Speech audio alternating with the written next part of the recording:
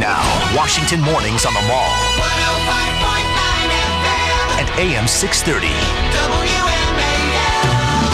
8:37 on WMAL, where Washington comes to talk, and joining us now for our weekly visit, always a high point. I think of so. My Tuesday is our visit with the one and only Larry Kudlow from the Kudlow Report on CNBC, a fine television show. I always like the panel discussion there, the roundtable. Great stuff. Must-see TV. Also, of course, the host of the Larry Kudlow Show on WMAL right here on Saturday, 7 p.m.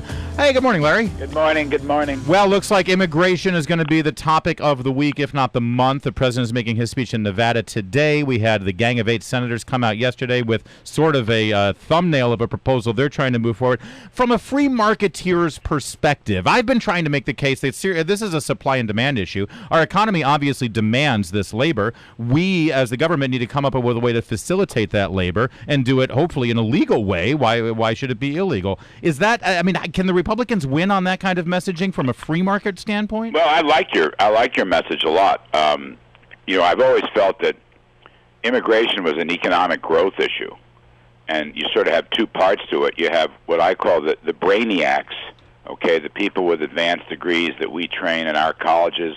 We should keep them here. We should try to attract the best engineers from all across the world, make it easy for them to get visas and maybe eventually settle here and get a green card. And then you have the lower end of the immigrants, which we also need for agriculture and building and home construction and retailing.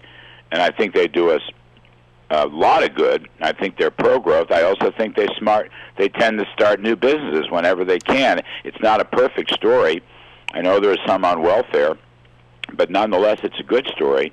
And I like the outline of what's going on. I mean, this is going to be a long slog, make no mistake about it. It's very controversial, right?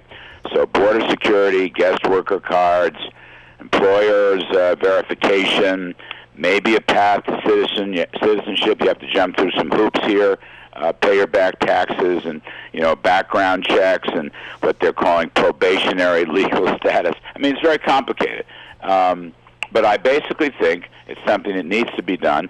The Republicans need it politically. We know that. But I think your point is right. The generic point is this is a good thing economically for the United States. I want to talk to you about something that crossed the wires just a short time ago.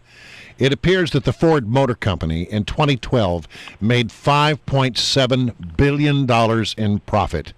I think, first of all, we should stand and applaud Ford for their success because they're the car maker that did not take a government handout. Right. And then number two, what does that speak to? What does that say about where our economy is? I mean, because as the auto industry goes, many people say, so goes the general economy. Yeah, I'm not sure about that last point, but it certainly helps. Look, you're running, if I'm not mistaken, aren't we running about 15 million annualized car sales for all the automakers? Right. I think it's about something like that, yeah. million. And it's been rising, and it shows economic strength. Ford is a great story. You're absolutely right. They made it without a government handout. The stock's done very well.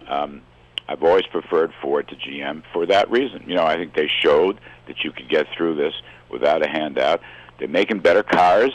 It's a good story. That's all it is, an unambiguously good story. And I would say, incidentally, it's very possible that the economy in late 2012 and here in early 2013 is actually picking up some steam. Yep.